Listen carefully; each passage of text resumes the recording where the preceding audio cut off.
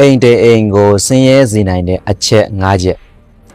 အိမ်တေအိမ်ဘာလို့ဆင်းရဲရတာလဲအိမ်တေအိမ်ဘာလို့ဆင်းရဲရတာလဲဆိုတော့အခြားအကြောင်းအရာတွေရှိပေမဲ့ခုဖော်ပြမယ့်အချက်တွေကတော့အခြေခံကြတဲ့အချက်တွေပဲဖြစ်ပါတယ်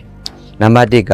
ခေါင်ကမလုံတဲ့အိမ်တေအိမ်မှာခေါင်ကမလုံရင်မိုးယိုမယ်ဒုက္ခရောက်မယ်ဒီသဘောတိုင်းပါပဲခေါင်နဲ့တူတဲ့မိဘအကြီးကဲတွေအသုံးမကျတဲ့အိမ်ဟာလည်းပဲဆင်းရဲနေတတ်ပါတယ်အဖေလှုပ်တဲ့သူကအရေလေးတများများနဲ့စိန်ကြနေမယ်အမေလှုပ်တဲ့သူကနှလုံးသုံးလုံးတွက်ပြီးတော့ထိုးခွက်ရှာနေမယ်ဆိုရင်တော့တေးကြတယ်အဲ့ဒီအိမ်မှာမမွဲရင်ဘယ်အိမ်မွဲမှာလဲ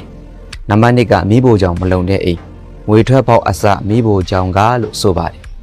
အိမ်တအိမ်မှာငွေထွက်အများဆုံးနေရဟာမိဖို့ကြောင့်ဖြစ်ပါတယ်စားဝတ်နေ၍သုံးပါးထဲမှာလည်းပဲအစားအစာကထိတ်ဆုံးကနေပါဝင်နေပါတယ်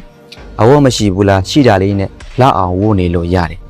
နေတဲ့အိမ်ဘလောက်ပဲစုပ်ပြတ်နေပါစေကြောသက်ခင်းစာရှိတယ်ဆိုရင်အဆင်ပြေတယ်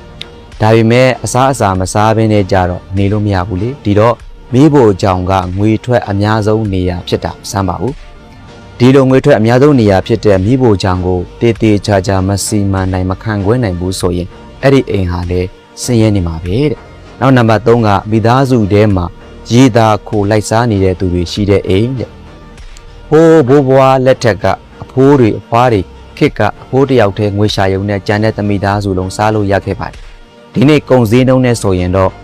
ဒီအကြောင်းတွေကယုံနှန်းစကားပုံမြင်နေလို့ဖြစ်သွားပါတယ်ဒီနေ့ခေတ်ကတော့အိမ်မှာရှိတဲ့လူတိုင်းအလုတ်ကိုစီနဲ့လုံနေကြတာတောင်းမှ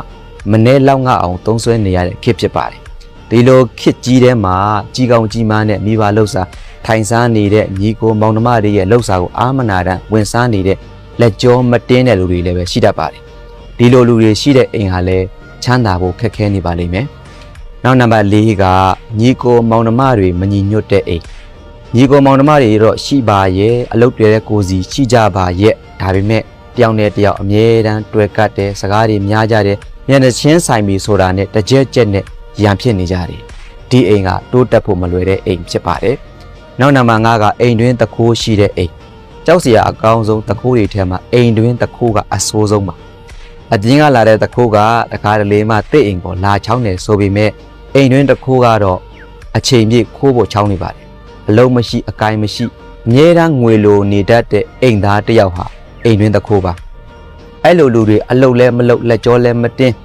အလုတ်လဲမရှိတဲ့ခါမှာဝင်ငွေကမရှိဝင်ငွေမရှိတော့ငွေလိုလာတဲ့ခါအိမ်မှာရှိတဲ့ပစ္စည်းတွေငွေတွေကိုဘယ်ဟာလေးရမလဲဘယ်ဟာကိုတိုးရမယ်ဘယ်ဟာကိုထိရမယ်ဘယ်ဟာကိုဗတ်ရမလဲလို့ချောင်းနေတဲ့အိမ်တွင်းတခိုးတွေလည်းပဲရှိပါတယ်ဒါတွေကအိမ်တအိမ်ကိုဆင်းရဲစေတဲ့အချက်၅ချက်ဖြစ်ပါတယ်အဲကြောင့်မို့ဒီအိမ်မှာဒီအချက်တွေဖြစ်နေတယ်ဆိုရင်အများဆုံးဖြည့်ရှင်းပါပြောချင်ပါတယ်